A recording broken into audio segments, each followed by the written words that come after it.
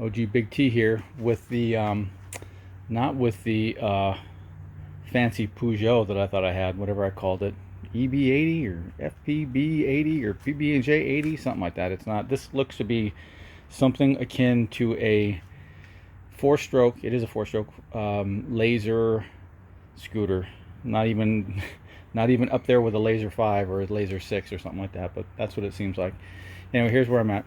So took out some of the guts of this flywheel. This flywheel is deep, and this flywheel was on this stator that was in this thing, very wide stator, right? And had the wires, but you know, not all the wires. I mean, I can see one's yellow, one's yellow and white for your lights and stuff like that. One here for spark.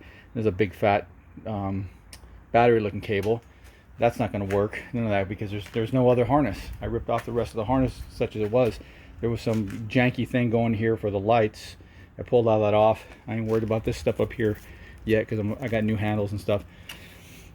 But anyway, my goal is, because there was no other electrical on here, is I bought a stator. I bought a whole kit, right? $30 kit off Amazon. Stator, CDI, rectifier, plug, coil, harness, switch for on-off lights, horn, kill, all that stuff, or not horn, but all that. And so what I've done is on this stator is I had to drill the holes because this was too narrow for the mount in there. So the goal is, if I can get this on, right, and I know that the flywheel will go on because that's a flywheel that came with it, but will this, and it does clear, the stator does fit inside here, will it make enough contact with the magnet here, which is a little dinged up, to then produce spark as the you know, as the flywheel, whatever that's called, hits this. So that's where I'm at.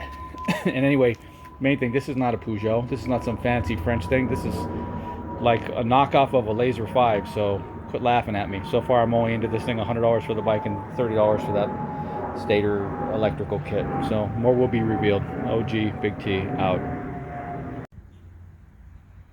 Okay, so I did get the stator on there. I did get the flywheel on there. I did adjust the deal in there for the timing. I usually just set it with a business card. You know, I'm sure that's not spec, but business card thickness seems to work. And just hooked up the harness, the regulator, whatever that's called, CDI, coil, and spark plug. And let's see if I can do this. I don't know if I can see it. I do have spark though. It's hard because I need, it actually has, if you can believe it, on this little thing, it has a compression release to release the compression on there. But anyway, so very hard to see if I have spark, but let me see if I can show you. Hold on.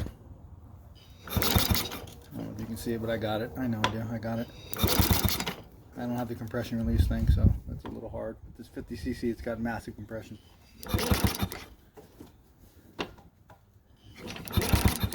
Okay, good enough. Oh, maybe you can take a video for me. Okay. All right, so we're gonna check spark here. I have a camera person, camera wife. Hold on. Can you see a little spark there? See it? Closer. It's there. Watch. It's there. See it? You can't see it. I can't. All right, cut. And these are all the little bits I took out of the original flywheel. That's what I took out of the original flywheel, and this is how she looks right now. Wiring looks a little haphazard, but it is what it is, right? It's running, sparking anyway. I got stuff a little bit wrapped up. So this is the kill switch up here. Kill switch lights on off.